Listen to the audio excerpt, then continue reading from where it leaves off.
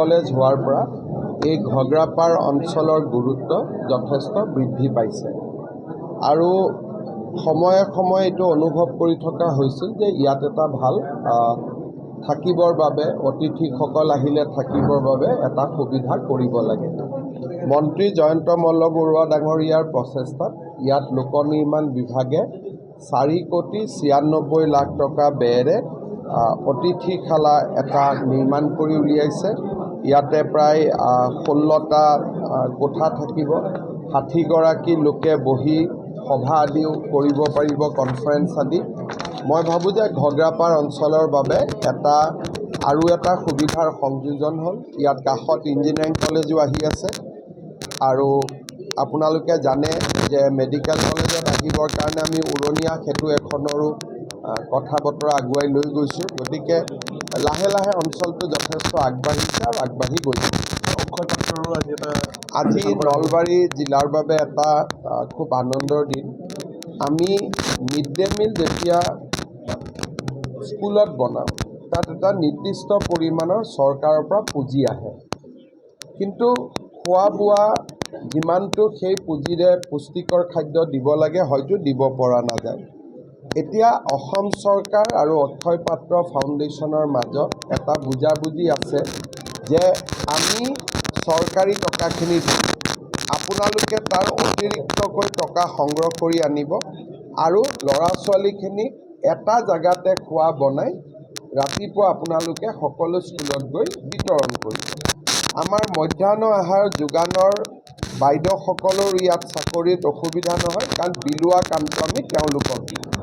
আৰু এই ধৰণে বহুদিনৰ পৰা কামৰূপ জিলাত এই আঁচনিটো চলি আছে, সকলোৱে সুফল পাইছে আৰু ইয়াৰ লগত যোৰহাট জিলাতো আমি আৰম্ভ কৰিছিলোঁ। মাজুলীত নিৰ্মাণৰ কাম চলি আছে। আজি আমি নলবাৰীতো চেণ্ট্ৰেলাইজ কিটচেনটোৰ নিৰ্মাণৰ কাম হাতত ল'ম আৰু নলবাৰীৰ লগতে লখিমপুৰ, ডিব্ৰুগড় আৰু তেজপুৰতো অহা 10 দিনৰ ভিতৰত আমি এনেকুৱা 3টা কিটচেন নিৰ্মাণৰ কাম আৰম্ভ কৰিম। মোৰ মনত ইচ্ছা আছে যে গোটেই অসমত সকলোতে হ'ব লাগে, কিন্তু অক্ষয় পাত্ৰৰো ইমান সম্পদ নাই, তেওঁলোকেও বিচাৰে যে পৰ্যায়ক্ৰমে আগবাঢ়ি গৈ থাকক। গতিকে আজি নলবাৰীত এই কামটো আমি আৰম্ভ কৰিম। মই ৰাতিপুৱা মেঘালয়ৰ মুখ্যমন্ত্ৰী ডাঙৰীয়াৰ লগত কথা পাতিছোঁ। তেখেতক মই অনুৰোধ কৰিছোঁ যে আপুনি এজন ছিনিয়ৰ অফিচাৰক ইনকুৱাৰীৰ দায়িত্ব দিয়ক। মই টুইটো কৰিছোঁ, তেওঁ কৈছে যে মই আজিৰ দিনটোৰ ভিতৰতে আলোচনা কৰি ছিনিয়ৰ অফিচাৰ এজনক দিম।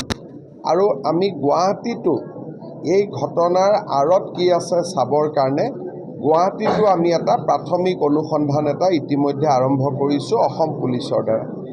কেইটামান দিন লাগিব, যদি কিবা ঘটনা সঁচাই তাত কিবা আছে নিশ্চয় আমি ঘটনাটোৰ গুৰিলৈকে যাব পাৰিম। মই খালি এটাই অনুৰোধ কৰিম যে আমি যিবিলাক সমাজত কথা আলোচনা হৈ থাকে, অকণমান আমাৰ গাৰ্জেনৰ পৰা ডেকা ল'ৰা ছোৱালীলৈকে আমি যাতে অকণমান সচেতন হওঁ, সাৱধান হওঁ, সতৰ্ক হৈ থাকোঁ।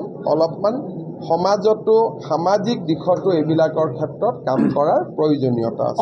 অসম আৰক্ষীয়ে নিজাকৈ যিহেতু ঘটনাটো নংপুত হৈছে, আইনমতে অসম আৰক্ষীয়ে তদন্ত কৰিব নোৱাৰে, কিন্তু অসম আৰক্ষীয়ে এটা প্ৰাথমিক অনুসন্ধান কৰিব যাতে আমি অনুসন্ধানত পোৱা মেটেৰিয়েলখিনি আমি মেঘালয়ক দিব পাৰোঁ। এটা মিডিয়া হাউচত এখন গাড়ীৰো কথা ওলাইছে। মই ইমান ভিতৰলৈকে যাব খোজা নাই, কাৰণ কেতিয়াবা অলপমান পুলিচৰ কাৰণে এৰি দিব লাগে, বাকীখিনি পুলিচে মই কোনো বিশেষণ ব্যৱহাৰ কৰিব খোজা নাই, কিন্তু যিটো ঘটনা হৈছে সকলোৰে সন্মুখত আছে আৰু প্ৰত্যেকটো ঘটনাৰ পৰা আমি শিকিব লাগে। অভিভাৱকসকলেও শিকিব লাগে, পিতৃ মাতৃয়েও শিকিব লাগে আৰু যুৱ প্ৰজন্মই শিকিব লাগে। ভালখিনি আমি গ্ৰহণ কৰিব লাগে, আপোনালোকে জানে যে নলবাৰী মেডিকেল কলেজ হোৱাৰ পৰা এই ঘগ্ৰাপাৰ অঞ্চলৰ গুৰুত্ব যথেষ্ট বৃদ্ধি পাইছে আৰু সময়ে সময়ে এইটো অনুভৱ কৰি থকা হৈছিল যে ইয়াত এটা ভাল থাকিবৰ বাবে অতিথিসকল আহিলে থাকিবৰ বাবে এটা সুবিধা কৰিব লাগে।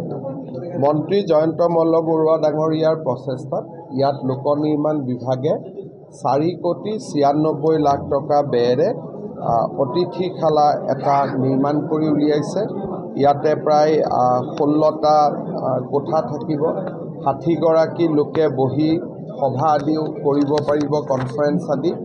মই ভাবোঁ যে ঘগ্ৰাপাৰ অঞ্চলৰ বাবে আৰু এটা সুবিধাৰ সংযোজন হ'ল। ইয়াত কাষত ইঞ্জিনিয়াৰিং কলেজো আহি আছে আৰু আপোনালোকে জানে যে মেডিকেল কলেজত আহিবৰ কাৰণে আমি উৰণীয়া সেতু এখনৰো কথা বতৰা আগুৱাই লৈ গৈছোঁ। গতিকে লাহে লাহে অঞ্চলটো যথেষ্ট আগবাঢ়িছে আৰু আগবাঢ়ি গৈছে।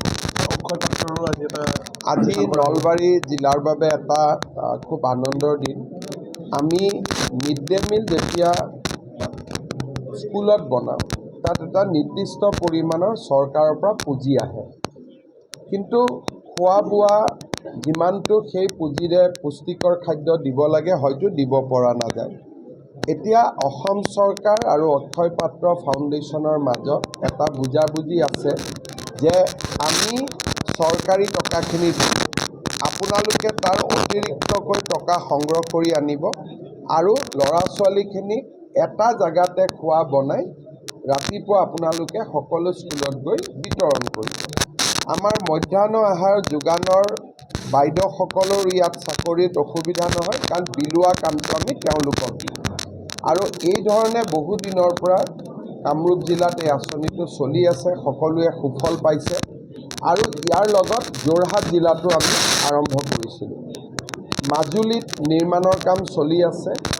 আজি আমি নলবাৰীতো চেণ্ট্ৰেলাইজ কিটচেনটোৰ নিৰ্মাণৰ কাম হাতত ল'ম আৰু নলবাৰীৰ লগতে লখিমপুৰ, ডিব্ৰুগড় আৰু তেজপুৰতো অহা 10 দিনৰ ভিতৰত আমি এনেকুৱা 3টা কিটচেন নিৰ্মাণৰ কাম আৰম্ভ কৰিম। মোৰ মনত ইচ্ছা আছে যে গোটেই অসমত সকলোতে হ'ব লাগে, কিন্তু অক্ষয় পাত্ৰৰো ইমান সম্পদ নাই। তেওঁলোকেও বিচাৰে যে পৰ্যায়ক্ৰমে আগবাঢ়ি গৈ থাকক। গতিকে আজি নলবাৰীত এই কামটো আমি আৰম্ভ কৰিম। মই ৰাতিপুৱা মেঘালয়ৰ মুখ্যমন্ত্ৰী ডাঙৰীয়াৰ লগত কথা পাতিছোঁ। তেখেতক মই অনুৰোধ কৰিছোঁ যে আপুনি এজন ছিনিয়ৰ অফিচাৰক ইনকুৱাৰীৰ দায়িত্ব দিয়ক। মই টুইটো কৰিছোঁ। তেওঁ কৈছে যে মই আজিৰ দিনটোৰ ভিতৰতে আলোচনা কৰি ছিনিয়ৰ অফিচাৰ এজনক দিম। আৰু আমি গুৱাহাটীতো এই ঘটনাৰ আঁৰত কি আছে চাবৰ কাৰণে গুৱাহাটীতো আমি এটা প্ৰাথমিক অনুসন্ধান এটা ইতিমধ্যে আৰম্ভ কৰিছোঁ অসম পুলিচৰ দ্বাৰা। কেইটামান দিন লাগিব। যদি কিবা ঘটনা সঁচাই তাত কিবা আছে, নিশ্চয় আমি ঘটনাটোৰ গুৰিলৈকে যাব পাৰিম। মই খালি এটাই অনুৰোধ কৰিম যে আমি যিবিলাক সমাজত কথা আলোচনা হৈ থাকে, অকণমান আমাৰ গাৰ্জেনৰ পৰা ডেকা ল'ৰা ছোৱালীলৈকে আমি যাতে অকণমান সচেতন হওঁ, সাৱধান হওঁ, সতৰ্ক হৈ থাকোঁ। অলপমান সমাজতো সামাজিক দিশতো এইবিলাকৰ ক্ষেত্ৰত কাম কৰাৰ প্ৰয়োজনীয়তা আছে। অসম আৰক্ষীয়ে নিজাকৈ যিহেতু ঘটনাটো নংপুত হৈছে, আইনমতে অসম আৰক্ষীয়ে তদন্ত কৰিব নোৱাৰে, কিন্তু অসম আৰক্ষীয়ে এটা প্ৰাথমিক অনুসন্ধান কৰিব যাতে আমি অনুসন্ধানত পোৱা মেটেৰিয়েলখিনি আমি মেঘালয়ক দিব পাৰোঁ। এটা মিডিয়া হাউচত এখন গাড়ীৰো কথা ওলাইছে। মই ইমান ভিতৰলৈকে যাব খোজা নাই, কাৰণ কেতিয়াবা অলপমান পুলিচৰ কাৰণে এৰি দিব লাগে। বাকীখিনি পুলিচে মই কোনো বিশেষণ ব্যৱহাৰ কৰিব খোজা নাই, কিন্তু যিটো ঘটনা হৈছে সকলোৰে সন্মুখত আছে আৰু প্ৰত্যেকটো ঘটনাৰ পৰা আমি শিকিব লাগে। অভিভাৱকসকলেও শিকিব লাগে, পিতৃ মাতৃয়েও শিকিব লাগে আৰু যুৱ প্ৰজন্মই শিকিব লাগে। ভালখিনি আমি গ্ৰহণ কৰিব লাগে, বেয়াখিনি আমি আঁতৰাব লাগে। ছাৰ, আজি তৃতীয় আৰু চতুৰ্থ পৰ্টেল নহয়, আজি ফাইনেল অৰ্ডাৰ ওলাব। পৰ্টেলটো আগতে মুকলি হ'ল। আজিৰ দিনটোত 4 বজাত একেলগে 9,000 মানুহে হাতত ট্ৰান্সফাৰ অৰ্ডাৰ পাব, যিটো অসমত কেতিয়াও হোৱা নাই। না অফিচত আহিছে, না অফিচত গৈছে, নে কাৰোবাক খাতিৰ কৰিছে, একো কৰা নাই। আজি 4:30 বজাত সকলোৰে হাতত 9,000ৰ হাতত ট্ৰান্সফাৰ অৰ্ডাৰ পাই যাব। স্যাৰ, কথা আজি পবিত্ৰ ঈদ চলি আছে, কিন্তু ঈদৰ নামাজ কৰাৰ পিছত কলা ড্ৰেছ পৰিধান কৰি প্ৰটেষ্ট কৰা দেখিবলৈ পোৱা গৈছে। কোনে? ইছলাম ধৰ্মাৱলম্বী লোকসকলে। কিহৰ কাৰণে প্ৰটেষ্ট? মানে মুছলিম লোকক অত্যাচাৰ কৰাৰ এটা অভিযোগ তেওঁলোকে কৰিছে। কোন জেগাত? বিভিন্ন জেগাত কৰা কোনোবা এইবিলাক থাকে, কোনোবাই কিন্তু বিদেশী বহিষ্কাৰ কৈছে যে অবৈধ বাংলাদেশী নামত ভাৰতীয় হাৰাছমেণ্ট কৰে। আমি দুটা বস্তু ঠিক কৰিছোঁ যে সুপ্ৰিম কোৰ্টত আমি আলোচনা কৰিম মই কোনোবা এটা সাংবাদিক মেলত কেতিয়াবা। সুপ্ৰিম কোৰ্টে যেতিয়া চিটিজেনশ্বিপ এক্টৰ ওপৰত 6A তাৰ ওপৰত এটা শুনানি লৈছিলে আৰু সেইখন সাংবিধানিক বেঞ্চ আছিলে। সাংবিধানিক বেঞ্চত এটা কথা সুপ্ৰিম কোৰ্টে উল্লেখ কৰিছে, আমি পৰীক্ষা কৰি আছোঁ, যে অসম চৰকাৰে বিদেশী বহিষ্কাৰৰ কাৰণে ন্যায়াধিকৰণত যে গৈ থাকিব লাগে যে তেনেকুৱা কোনো কথা নাই। ইমিগ্ৰেণ্টছ এক্সপেল অৰ্ডাৰ বুলি এখন পুৰণা আইন আছিল। সুপ্ৰিম কোৰ্টে কৈছে যে এই আইনখন এতিয়াও বলবৎ আছে আৰু সেই আইনখন মতে DCয়ে লগে লগে অৰ্ডাৰ কৰি পুছবেক কৰাৰো পাৰ্মিশ্যন দিব পাৰে।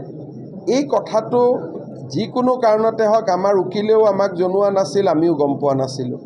যোৱা কেইদিনমানত এই গোটেই ঘটনাটো আমাৰ পোহৰলৈ আহিছে, সেইকাৰণে আমি বিষয়টো আলোচনা কৰিম আৰু পুছবেক এইটো চলিব আৰু বিদেশী চিনাক্তকৰণৰ কাম NRCৰ কাৰণে ৰখি আছিল, সেইটো এতিয়া আৰু অলপ আমি স্পীড আপ কৰিম আৰু সেই প্ৰক্ৰিয়াটো আকৌ চলিব।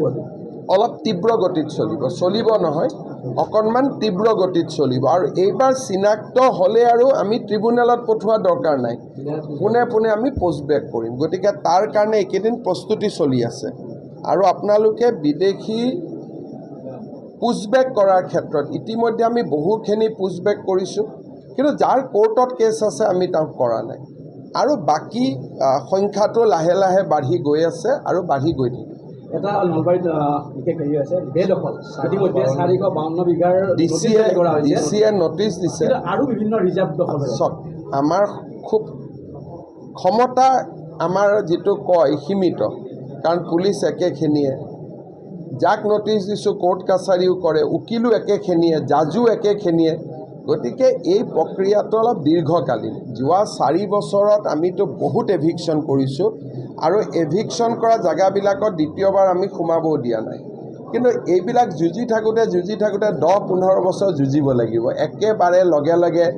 আৰু বহুত সময়ত মানুহে নুবুজে যে নটিছখন দিলেই হ'ল, নটিছখন দিলেও নহ'ব, সুপ্ৰিম কোৰ্টে এটা নিয়ম বনাই দিছে, তাকো পালন কৰিব লাগিব। কিন্তু প্ৰত্যেকখন জিলাতে এটা অন্তত আমি এভিকশ্যন কৰিছোঁ আৰু আমাৰ দিনত আটাইতকৈ ডাঙৰ সফলতা হ'ল যে এতিয়া মানুহে মাটি দখল কৰিব ভয় কৰে। আগতে যেনেকৈ দখল কৰিছিল, মই এটা আপোনালোকক সৰু উদাহৰণ দিছোঁ। কেইদিনমান আগতে মই গোৱালপাৰা পূবত গৈছিলোঁ। গোৱালপাৰা পূবটো এটা হিন্দু সমষ্টি আছিলে এটা সময়ত। বাঘবৰৰ পৰা নদী ভাঙা বুলি কৈ প্ৰায় 20-25 হাজাৰ মানুহ গোৱালপাৰাত বাঘবৰৰ পৰা গুচি গ'ল আৰু গোৱালপাৰা চিটটোত হিন্দুসকলৰ তেওঁলোক মাইনৰিটি হৈ গ'ল। এই কথাটোকে মই মনত ভাবি আছোঁ যে যদি কোনোবা এটা সমষ্টিত নতুনকৈ মানুহ আহি সমষ্টিটোৰ জনগাঁথনি পৰিৱৰ্তন কৰে, সিটো ৰাজনৈতিকভাৱে ভয়াৱহ। সেইকাৰণে সিদিনাখন গোৱালপাৰাত গৈ মই নিজে পৰিৱেশটো লক্ষ্য কৰি আহিছোঁ।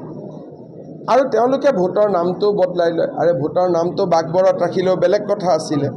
যদি ইজনে সিজনৰ প্ৰতি আমি সন্মান নেদেখুৱাওঁ আৰু মানুহে যদি ভাবে যে আমি দখল কৰোঁ, তেতিয়াহ'লে অসমৰ পৰিৱেশটো বেয়া হ'ব।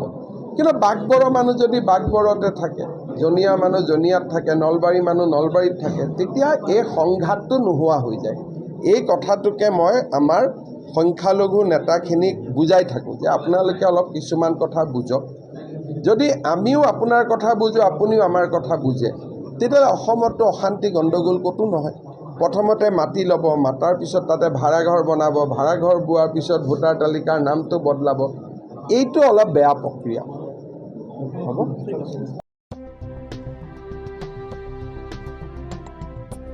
গৰু, গাহৰি, হাঁহ, ছাগলী, কুকুৰা আদিৰ বাবে জনপ্ৰিয় দানাৰ নামটোৱেই হ'ল বিয়ম। বিয়ম এই অসমৰ উদ্যোগ। গতিকে বিতৰকসকলে অতি শীঘ্ৰেই বিয়ম উদ্যোগৰ লগত যোগাযোগ কৰক।